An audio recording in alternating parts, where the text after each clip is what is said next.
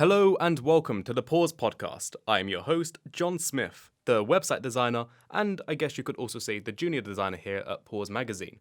And I'm here with only one guest this time around, and it is our lovely editor, Julie Bassana. Ooh, welcome to the last podcast. Yes, that is right. Today will be our last podcast. So if you've been a fan of the show in the past, then you will have noticed that we recorded a podcast to do with the body, a podcast to do with food, a podcast to do with the mind.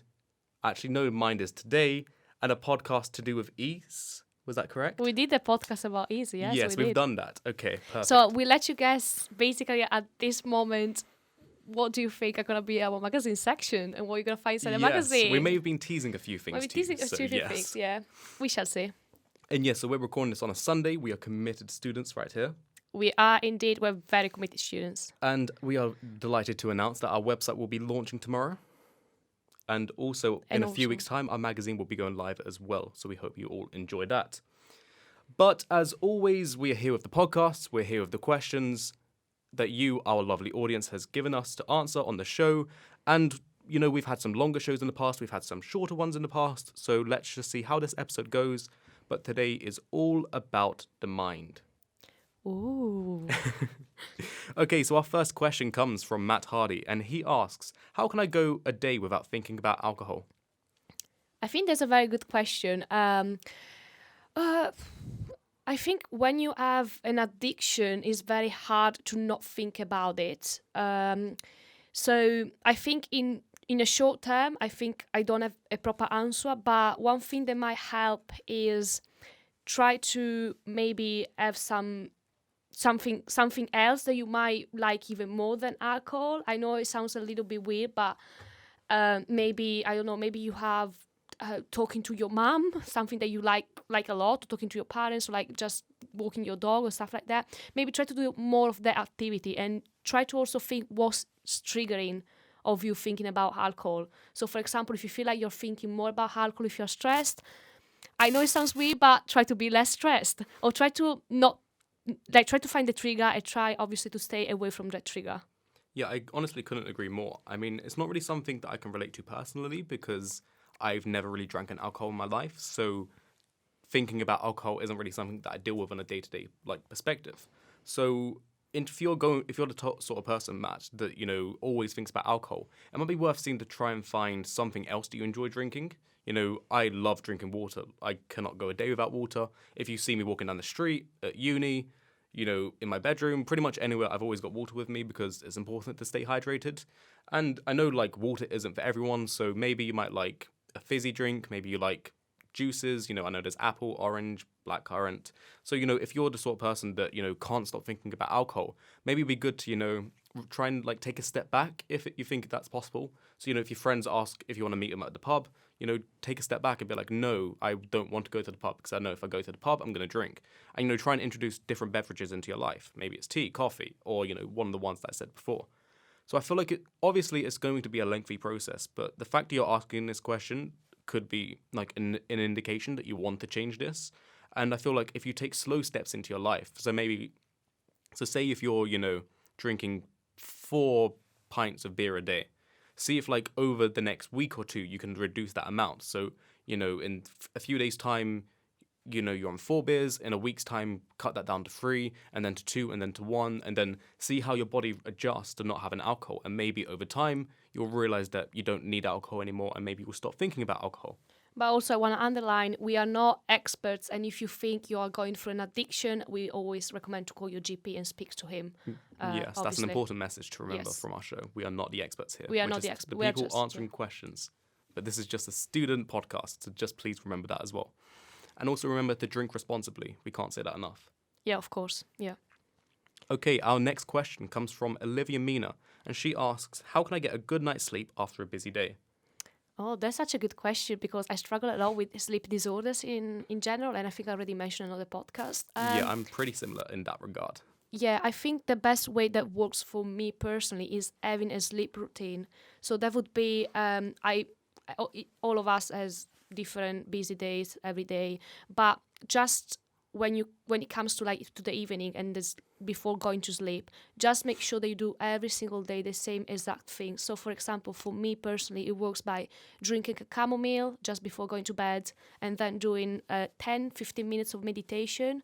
But I used to like read books just before going to bed, so I'm not just saying, oh, you have to do meditation. But I think, in my opinion, meditations before sleep, it's very helpful because it just relaxes your mind, and just for a moment you can pause and think about how the day has been and just kind of forget about it and let it go before going to sleep. So in my opinion, meditation works a lot. But obviously, if meditation is not for you, again, I used to read books before going to bed or watch a Netflix episode of something like comedy related, just to just ease your mind and let it go for the day. I think that's the best thing that I can say. But try to have a sleep routine. So also try to go to bed at the same time and wake up at the same time. I think that would just help a lot your body to adjust in terms of also melatonin levels, etc. Those are pretty good lessons actually to teach, because it's actually a problem that I've been struggling with a lot as well. You know, like Julie said before, where she struggled with it, it's also something that I've been struggling with in the past and also in the present. You know, when you have such a busy working life. So for example, in the past few weeks when we're working on, you know, the podcast, the magazine, the website,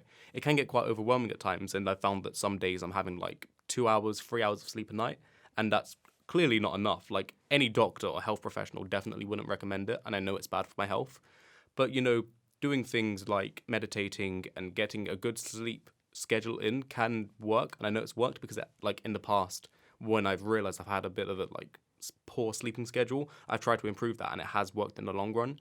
And it's something that I will continue to try and strive for in future. So I do understand where you're coming from, Olivia. And our next question comes from George Valance, and he asks, how do you deal with stress? And I'm actually going to answer that. Yes, please go on. Yeah, let's throw it up a bit, because it's always Julie answering the questions first. But yeah, so for me personally, I deal with stress in quite a few different ways. You know, everyone handles situations differently. Some people prefer to be very vocal about it, but I'm the complete opposite. I prefer to keep my thoughts to myself because, I mean, I have different reasons, and for some reasons that I don't want to disclose on this podcast. But, you know, I just prefer to keep to myself because I'm a pretty private person. And I find that I'm not a big fan of, you know, everyone knowing everything about me. So if I'm going through something, for example, I don't like sharing it with people because, you know, it's a bit of a private thing for me personally that I don't want to share. But in terms of, like, apart from that, you know, I love listening to music. Music has always been something good for me. What about you, Julia? I'm just thinking about we are the total pole opposites. Really? Oh my God. For me, I would say I'll deal with stress. I have to talk to somebody. Really? So if I'm very stressed about something, the first things that I would do is, in this case, it's going to be my auntie, but when I was back in Italy, there were my parents or my sisters, just literally talk to them and let it go to them. Not obviously shouting at them, but like explain out the situation and why I'm feeling stressed about it. Mm-hmm. And then, like, you know, the fact that they kind of understand me, or at least they were trying to understand me and give me advice, that was just like such a big stress relief. So we're just such opposite poles. That's amazing. I guess it could be because of experiences, because like I haven't always been like this. You know, when I was younger, I was a lot more open about my experiences and stuff like that. But unfortunately, the like end results haven't always been ideal, if that makes sense. Mm-hmm. And like from those experiences now, I've realized that keeping things to myself has just been a lot better for me personally. I know a lot of people wouldn't advise it, but it works for me and it's worked in the past. So now I just see it as, why change? We can turn this podcast into a conversation about personalities and how introverts react in that way and extroverts react in another way. I like this. But yeah, I mean, that's good that we're doing the podcast, the two of us, because we have a completely opposite example. So we have... I wouldn't say completely opposite, but there are clear opposites between us in this regard, but I wouldn't say complete opposites. I mean, how to deal with stress, yes. Oh, yeah, in this case, it's complete opposite. But yeah, no, I think Joy and I have a lot of things in common, but obviously is the typical ideal of introvert. Yeah, when it comes to sleeping and, I guess, stress, we're very different people. Yeah. We're the same everywhere else. Probably, yeah. Yeah, and... Okay, so we have one final question. So we apologize if you was hoping to have a longer show today, but we wanted to mix things up because sometimes, you know, you have the time to listen to a longer podcast. Sometimes you have the time only to listen to, you know, a 5, 10, 15-minute episode. So, you know, today we just want to keep it short, nice, and relaxing for you. And we don't want to get too much into I can't even speak. I apologize to our viewers. But yeah, we don't want to get too in-depth with this episode. But, if you do want more, follow us on Instagram, follow us on Twitter, and demand it. If you ask for more podcasts, we will deliver. Of course we will. Yes, we will. And our final question comes from Zara, and she asks, how do I quieten, sorry, I can't speak. How do I quieten the thoughts in my mind? How do I quieten the thought in my mind? Yes. It's a bit of a complex question. Oh, yeah. I guess it kind of relates back to stress, really, because, I've spoken to people that have been pretty open about their experiences and stuff like that. And for them, they've said that, once they, are more open about it, it helps them out as well mentally. So that might be something that works well for you, Zara.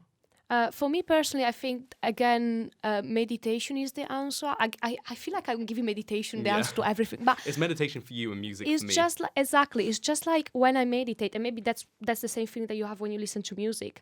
I just feel like I am with myself, with my own thoughts, and I have time to understand them. Whereas where I'm maybe doing something else, and I'm not as focused on myself as I should be. So obviously I just let a lot of thoughts just like keep just going through my mind and just like accumulate them in a big pile. Whereas if I'm meditating, I'm just like analyzing thought by thought, and that's so they don't accumulate, if it makes sense. So that's how I also let them go, and then I don't go back to them forever. Well, yeah, I mean, that does make sense. I mean, I know meditation works for a lot of people. And also, we have some meditations on our website as well, if you'd like to listen to them. And John is reading them, and I'm telling you, is new Andy Paddycombe from Headspace. Yeah, I'm not sure why, but people say they really enjoy my voice. He's gonna have a future, that man. You have a future, John. If you don't succeed in journalism, you know what to do. Yeah, I'm going to be a podcast and meditation expert. Oh, yes. I don't know how it would work. I can make my own app, John Space. Oh, I'm loving this. Guys, if you have more original names like that, let us know. Please Follow let us us on know. Twitter and Instagram. But yeah, I mean, to carry on for your question a little bit more, Zara, just so we properly answer it, I guess it's just important to, see what works for you. I've spoken about music and Julie's spoken about meditation, but there are obviously other things that you can do as well. Some people really like to exercise, which is something, if you listen to our previous shows, you can understand as well that Julie loves doing. And also, there are other things that you can do, apart from just, going to the gym, for example, like you can go running, you can swim, you can walk, there are so many different exercise options that could be something worth doing. Or, maybe even going to an event, when was the last time you went to a concert? Why not give that a go? It might, giving yourself different experiences like that could help out a lot. Yeah, or going to the cinema as well. Sometimes it's very helpful. Or talk to somebody, Yeah, that's true. Do you have anything else to say? Not related to this question. I just want to say thank you, Zara, because Zara has been following our show for literally every single time, and I think he's our biggest fan. Yeah. So Zara, our number one fan. Thank you very much. I'm sending you my love, and you know it. We thank you very much. Thank you so much. And also thank you as well for your questions, because I think you've asked a question for every single show, and we can't appreciate you enough. Because if it wasn't for you here and asking your questions, we wouldn't be here doing a podcast. Exactly. So thank you so much, guys. I really appreciate this. And also thank you again to all of our listeners for following us on this journey, because we are very close to the end now. Yes, we are indeed. And tomorrow specifically. Yes, literally tomorrow. But with that, we have to say goodbye, and we apologize. I have been John Smith, the picture editor, and I'm not the picture editor. That's a bit awkward. Oh, no. Of course, I think every single podcast I've made a mistake. I love this. Yeah, I make a mistake every single time. So if you oh my God, this is the best. I think we should do a podcast about the best mistakes that you've made during the podcast. Honestly, this time next week, we can do a podcast. I'm sure it'll work. Jesus, we'll see. I apologize again to our lovely viewers for making another mistake. I'm pretty sure every single podcaster made an error in some ways. But importantly, thank you to everyone for listening to our show and for following us on this journey. That was Julie Bassana, our editor. Thank you so much, guys. And I've been John Smith. I am the junior designer, or I guess you could also say the web designer here at Pause Magazine. I got it right that time. And we once again thank you very much for listening to our show, and we hope you have a great day.